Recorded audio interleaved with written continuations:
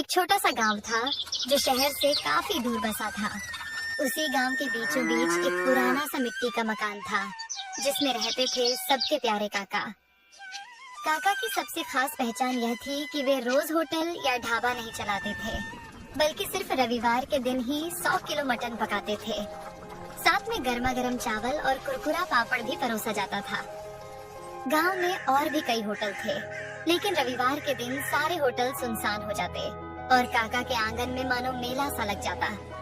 उस रविवार को भी काका तड़के उठ गए और बाजार की ओर निकल पड़े। बाजार के कसाई ने हंसते हुए कहा, काका, आज फिर 100 किलो मटन ले जा रहे हो? लगता है पूरे गांव का पेट तुम्हें ही भरना है। काका ने मुस्कुराते हुए जवाब दिया, अरे भैया, रविवार का दिन है और रविवार मतलब काका का मटन। आज सबका पेट भी भरेगा और मन भी। वे भारी भरकम मटन उठाकर धीरे धीरे घर पहुँचे। दरवाजे पर उनकी पत्नी काकी खड़ी थी। काकी बोली, सुनते हो, इतना सारा मटन अकेले ढोलाते हो, थकान नहीं होती क्या? क्यों ना हम गांव में ही एक होटल खोल लें? रोज यही काम होगा तो थोड़ा आसान हो जाएगा। होटल? अरे भगवान, ये कैसी बात कर रही हो? अगर होटल खोलेंगे तो रोज बनाना पड़ेगा। रोज बनाएंगे तो लोगों को वही स्वाद कहाँ मिलेगा? अभी तो लोग हफ्ते भर इंतजार करते हैं, तभी उनका प्यार और स्वाद दोनों बरकरार रहता है। पर मुझे तो लगता है कि तुम्हारे हाथ का स्वाद कभी कम ही नहीं होगा। लोग हर दिन भी खाएंगे तो उबेंगे नहीं। बस यही राज तो मैं किसी को नहीं बता सकता। ये स्वाद रविवार का ही है और रविवार का ही रहेगा। काका ने बड़ा सा लोहे का बर्तन रखा और नीचे लकड़ी का चूल्हा जला दिया। सबसे पहले उन्होंने खड़े मसाले, दालचीनी, लौंग, काली मिर्च, जीरा को सिलबट्टे पर पीसकर ताजा मसाला तैयार किया। फिर उसमें उनका गुप्त मसाला डाला, जिसकी खुशबू पूरे आंगन में फैल गई। करीब 2 घंटे तक मटन धीमी आंच पर पकता रहा। उधर दूसरी ओर बड़े भगोने में चावल उबल रहे थे और काकी कड़क पापड़ तल रही थी। काकी ने हंसते हुए कहा, अरे ये खुशबू तो मोहल्ले के कोने कोने तक पहुंच गई है। देखना, 12 बजते ही लोग उमड़ पड़ेंगे। लोगों के चेहरे पर जो चमक होती है ना, वही मेरे लिए सबसे बड़ी कमाई है। जैसे ही घड़ी ने 12 बजाए, लोग आने लगे। कोई परिवार पूरा आ गया तो कोई साइकिल से भागा भागा आया। बच्चे खुशी से उछल रहे थे। काका जल्दी दो, भूख लगी है। काका बड़े प्यार से प्लेट सजाते। गर्मा गर्म चावल, मसालेदार नली वाला मटन और साथ में पापड़। पहला निवाला खाते ही सब बोल उठते, वाह काका, ये तो कमाल है। आप रोज क्यों नहीं बनाते? अरे भाइयों, यही तो मजा है। अगर रोज मिलेगा तो ये स्वाद खास कहाँ रहेगा? याद रखो, ये मटन सिर्फ रविवार को ही मिलेगा। आपका राज चाहे जो हो काका, पर आपका मटन तो लाजवाब है। हम तो पूरे हफ्ते इंतजार करते हैं बस रविवार के लिए। धीरे धीरे भीड़ इतनी बढ़ी कि दोपहर होते होते सारा मटन खत्म हो गया। कई लोग मायूस होकर बोले, काका, जरा ग्रेवी ही दे दो, वही बहुत है। माफ करना भाइयों, अब तो ग्रेवी भी नहीं बची। अगला रविवार आने तक सब्र करो। लोग निराश होकर पर मुस्कुराते हुए लौट जाते और कहते, ठीक है काका, फिर मिलेंगे अगले रविवार। रात को जब सब सन्नाटा हो गया तो काका और काकी खाट पर बैठे बातें कर रहे थे। काकी बोली, तुम सच में बहुत अच्छा मटन बनाते हो। क्यों न हम सचमुच एक होटल खोल लें? लोग रोज आएंगे। भगवान अगर रोज बनाएंगे तो ये स्वाद अपना जादू खो देगा। स्वाद का असली मजा इंतजार में है। शायद तुम सही कहते हो, पर मुझे पूरा यकीन है कि तुम्हारे हाथ का स्वाद कभी भी लोगों के दिल से नहीं निकलेगा। इतना कहकर दोनों ने रात की शांति में मुस्कुराते हुए नींद की ओर कदम बढ़ाए।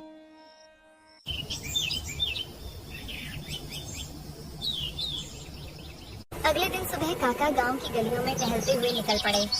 चलते चलते वे चौक पर बने पीपल के पेड़ के नीचे जाकर बैठ गए। लोग आते जाते काका को प्रणाम करते, पर काका अपनी मुस्कान के साथ सबको आशीर्वाद देते रहते। इतने में एक नौजवान उनके पास आया और बोला, काका, आप यहाँ अकेले बैठे हो? अगर समय हो तो मेरे साथ चलो।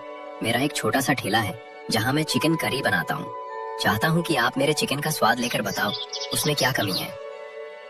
अरे भैया ये तो और भी अच्छा है।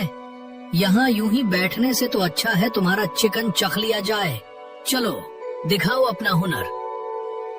दोनों उसके ठेले पर पहुँचे। लड़के ने जल्दी जल्दी गर्मा-गर्म चिकन करी और चावल की प्लेट सजाई और काका के सामने रख दी। काका ने पहला निवाला लिया, कुछ देर चबाया और फिर बोले, देख बेटा, तुम्हारा चिकन ठीक है पर इसमें जान नहीं है। लड़का हैरानी से बोला, जान नहीं है काका, मैं तो ताजा मसाले डालता हूँ। बात मसालों की नहीं है, तुम चिकन को मैरिनेट करते हो क्या? नहीं काका, मैं तो सीधे पका देता। यही तो कमी है। अगर चिकन में स्वाद लाना है तो पहले उसे 30 मिनट नींबू, अदरक लहसुन का पेस्ट और थोड़ा गरम मसाला लगाकर मैरिनेट करो। जब वो मसाले में घुल मिल जाएगा तभी असली स्वाद आएगा।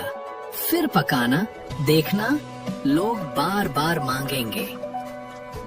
धन्यवाद काका, कल से मैं जरूर ऐसा ही करूँगा।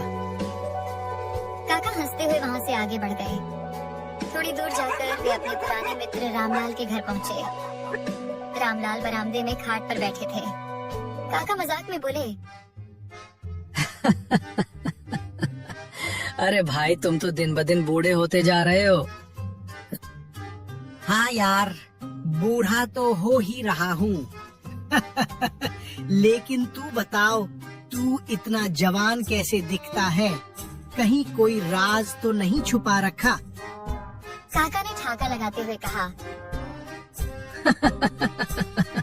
राज है तो सही, पर बता दूं तो तू भी जवान हो जाएगा। फिर गांव वाले हम दोनों को देख हैरान रह जाएंगे। दोनों जोर जोर से हंसने लगे। काका ने प्यार से कहा, देख भाई, कभी रविवार को घर आ जाया कर, तुझे अपना बेहतरीन मटन खिलाऊंगा। हाँ यार, मैंने भी बहुत तारीफ सुनी है तुम्हारे मटन की। एक दिन जरूर आऊंगा। थोड़ी देर बातें करके काका विदा लेकर अपने घर लौट गए।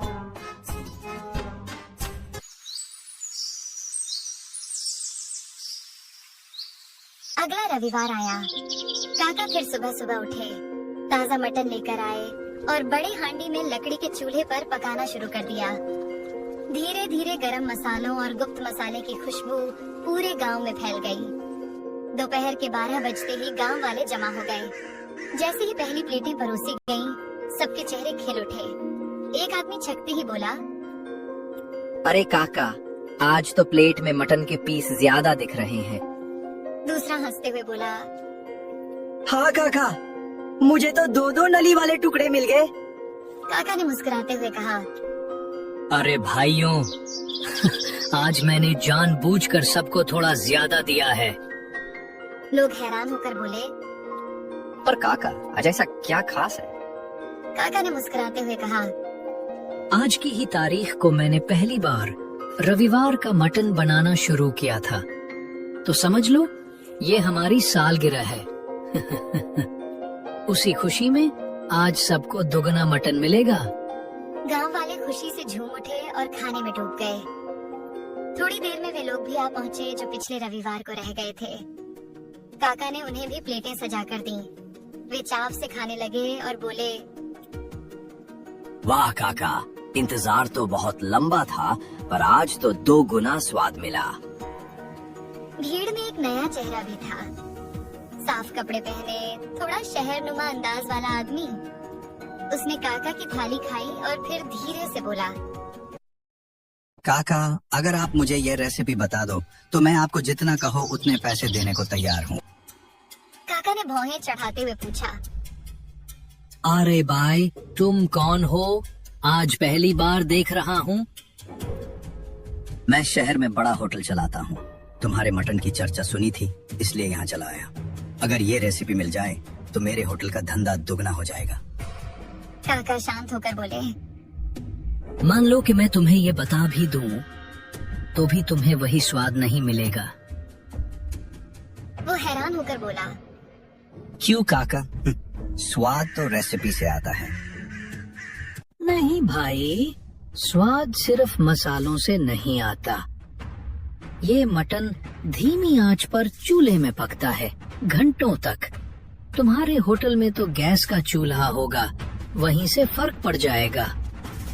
वो आदमी जिद पर अड़ गया। फिर भी बता दो काका, मैं तुम्हें खूब पैसे दूंगा। पैसों से स्वाद नहीं बिकता।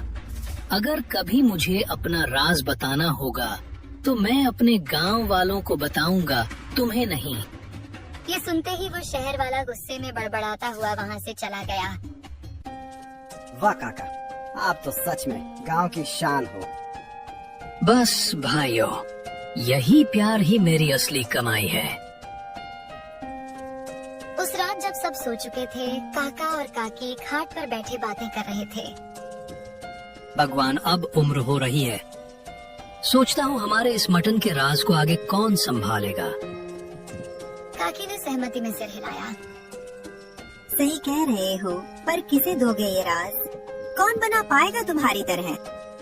क्या पता कोई खुद चलकर आ जाए, जिसे ऊपर वाला हमारे लिए भेजे। दोनों यही सोचते सोचते सो गए।